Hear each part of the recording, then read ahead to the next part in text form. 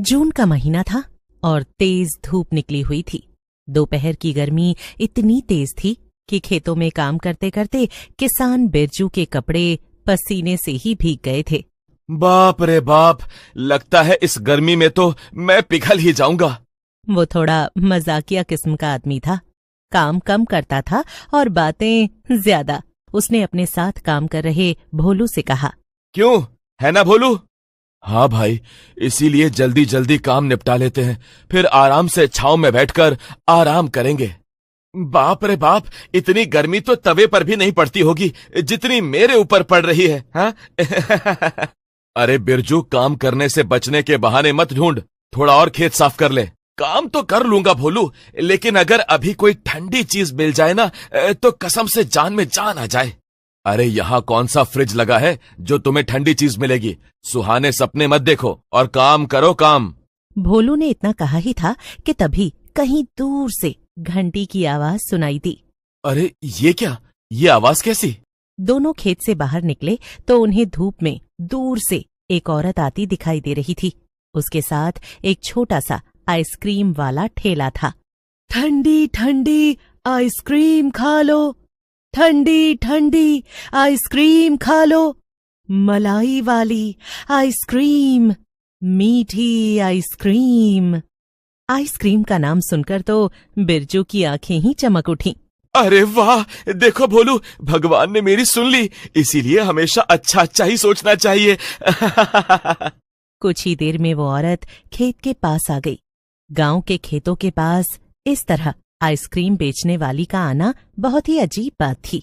इसीलिए भोलू ने हैरानी से पूछा, अरे बहन, तू खेतों में आइसक्रीम बेचने आई है? भोलू की बात सुनकर औरत मुस्कुराई। क्यों, खेतों में काम करने वालों को गर्मी नहीं लगती क्या?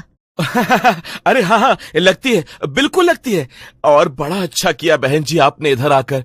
अभी मैं यही कह रहा था कि कुछ ठंडा ठंडा खाने को मिले तो कलेजे को भी जरा ठंडक पहुंचे। अरे हाँ हाँ, इसीलिए तो मैं आई। मुझे तुरंत पता चल जाता है कि किसे मेरी आइसक्रीम की जरूरत है और किसे नहीं। भोलू को औरत की बात कुछ अजीब लगी। बिरजू की हालत तो वैसे ही गर्मी से खराब थी। औरत ने धीरे से मुस्कुराते हुए एक आइसक्रीम निकालकर बिरजू को दे दी। उसकी मुस्कान थोड़ी अजीब थी, लेकिन गर्मी में बिरजू को कुछ समझ नहीं आया।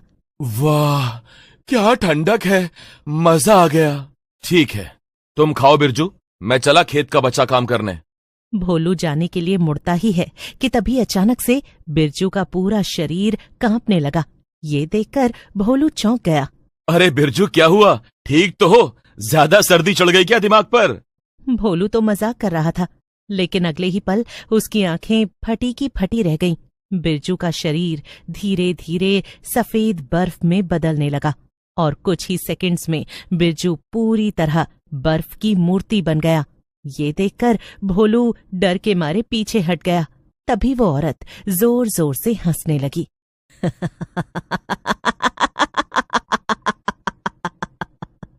उस औरत की हंसी अचानक से डरावनी हो गई। भोलू ये देखकर डरते हुए बोला, तू कौन है और हंस क्यों रही है? और काम मिलाया है तूने इस आइसक्रीम में? बोल। और देखते ही देखते वो एक चुड़ैल में बदल गई। उसका चेहरा भयानक हो गया और वो जोर से हंसी। मैं हूं आइसक्रीम वाली चुड़ैल। चुड़ैल को अपने सामने देखकर भोलू के हाथ पांव कांपने लगे। गर्मी में इंसान जल्दी लालच में आ जाता है, उसका दिमाग काम करना बंद कर देता है। और मुझे तो ऐसे ही लोग चाहिए ना। फिर उसने बर्फ बने बिरजू को देखा। चुड़ैल ने हाथ घुमाया। अचानक बिरजू की बर्फ की मूर्ति छोटी होने लगी। कुछ ही सेकंड में बिरजू छोटे बर्फ के खिलौने जितना छोटा हो गया। ये रहा मेरा नया फ्रोजन स्नैक। अब तेरी चुड़ैल ठहाका मारकर जोर जोर से हंसने लगी। भोलू डर के मारे समझ ही नहीं पा रहा था कि वो क्या करे। कड़ी धूप में भी उसके पैर जैसे जम गए थे। पास में ही दूसरे खेतों में लोग काम कर रहे थे, मगर उसके मुंह से तो एक आवाज भी नहीं निकल रही थी। क्या हुआ मेरे लाल, भागना चाहता है? अब तो ये नामुमकिन है। तुझे बटर स्कॉच आइसक्रीम खिलाती हूँ, वो भी कोन वाली। चुड़ैल अपने ठेले के फ्रिज से कोन वाली आइसक्रीम निकालने के लिए मुड़ती है कि तभी भोलू के अंदर अचानक से जोश आ जाता है।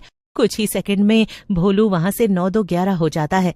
भागते भागते वो गांव के बाजार पहुंचता है। वहां पहुंचकर उसने हांफते हुए लोगों से कहा, बचाओ, खेत में चुड़ैल आ गई, बचाओ बचाओ।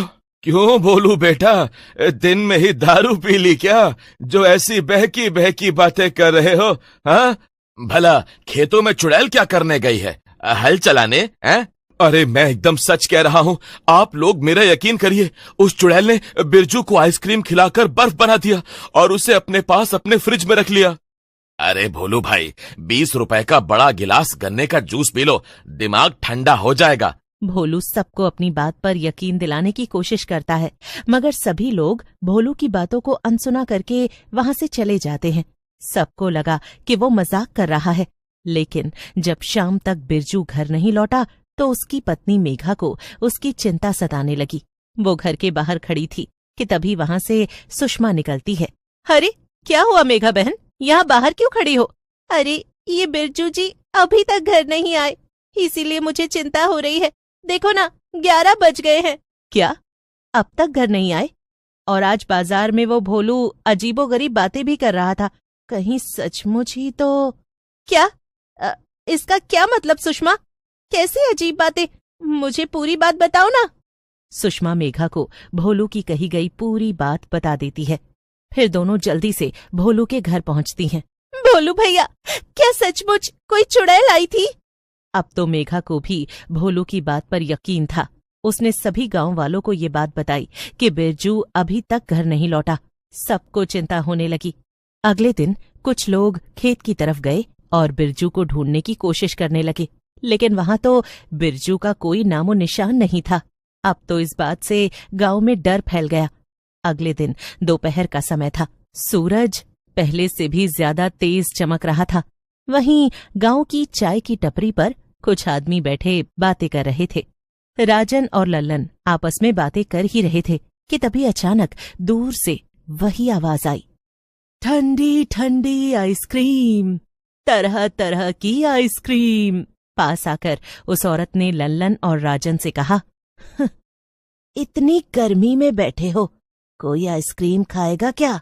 उस औरत की आवाज बहुत मीठी थी, लेकिन तभी पीछे से भोलू, मेघा और सुषमा वहां आ गए। उस औरत ने फ्रिज खोला और आइसक्रीम लल्लन को और राजन को दे दी। तभी अचानक से लल्लन और राजन का पूरा शरीर बर्फ की तरह जम गया और वो औरत धीरे धीरे हंसने लगी और फिर से चुड़ैल में बदल गई।